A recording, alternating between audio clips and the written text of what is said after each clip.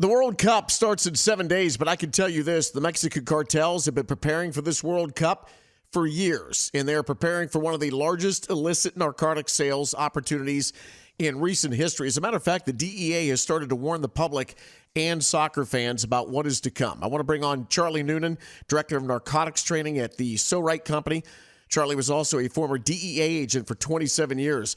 Charlie, a lot of people going back and forth for the World Cup. Is this well, we know it is. It's a great opportunity for the cartels to do what they do. Absolutely, it is. And in their planning, as we say this, we talk about it. It's just like any commodity where somebody brings it to suppliers of T-shirts are making sure that they have everything they need. Drug traffickers, including the cartels, are making sure that their supply flow makes it to these large venues. It's the same thing that happens for the Super Bowl, for the Olympics. It's very common. You mentioned venues. Are we talking about hotels, nightlife, bars, restaurants, where people are going to go for entertainment? Absolutely. More entertainment than the actual fields where they're going to be playing the soccer because they have a great deal of scrutiny for security. But yeah, hotels, nightclubs, any venue, restaurants where they're going to have this, people are going to be meeting. That's where they're going to make their deals. That's where they're going to ask people where they can get whatever that is and however they want to party. What's the biggest threat faced by the general public in the United States? Is it violence, overdoses, human trafficking, all of the above? What? Well, and you mentioned human trafficking. That goes hand in hand with the drug sales. A lot of prostitution for all of these. You have all these venues, all these cities that have countless games where you have a large group of tourists that come in. We have concerns about terrorism, and they're doing everything they can to stop that. You know, that you've got the violence on the street, I wouldn't say is going to be an issue. There's going to be great security. When you look at the overdoses, a lot of people don't realize what's really inside a lot of these drugs. It's not what you expect. If they're buying pills, they can't assume that those pills were made in a pharmaceutical supply company with legitimate means. They should understand. My last 12 years, pretty much all I did was work at a lot of pill mills with fentanyl. So they have people at a lower grade of efficiency and what you call care, making pills that are very dangerous. Talking to Charles Noonan, Director of Narcotics Training at the SoRite company, former DEA agent for 27 years. Charlie, when you were at the DEA, you were a counter-narcotics investigator, former hazardous materials supervisor. When it comes to the cartels, from what you experienced, what you know, how sophisticated are they? Because I think a lot of people just think it's a loosely organized crime syndicate that does what they do. They sell drugs, they do whatever. Or is it much more intellectual than people may want to believe? They are extremely intellectual. They pay chemists to create new drugs. Like, you don't have to just worry about fentanyl. It's mixed with xylazine, which is called tranq, or the zombie drug. You got nitazines now, nitazines, cyclorphin, and metanidamide is another drug. These are drugs that are actually, some of them are actually more potent than fentanyl. And that's not only their organization. You've got cartels in Mexico that are tied directly to Chinese organized crime. That's how they get supplies.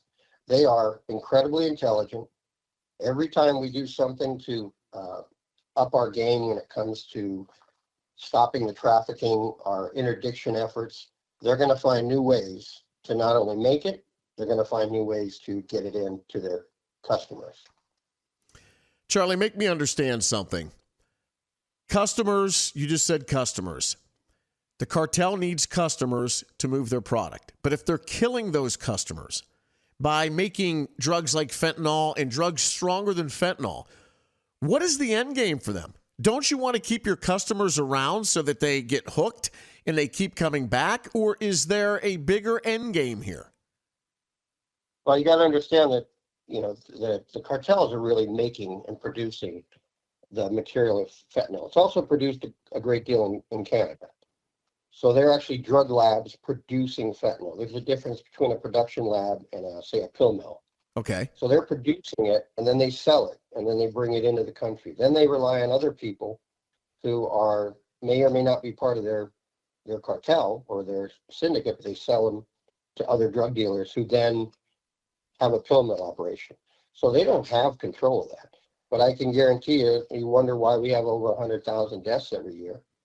People are still using. All the great interdiction efforts that are taking place right now, they reduce the supply, but they're not reducing the demand. The demand's still there. Is it because these drugs they're making are so addictive that they're willing to have some collateral damage because once you get somebody, they're hooked, and if they die off, no big deal because we're getting a bunch of other people hooked at the same time?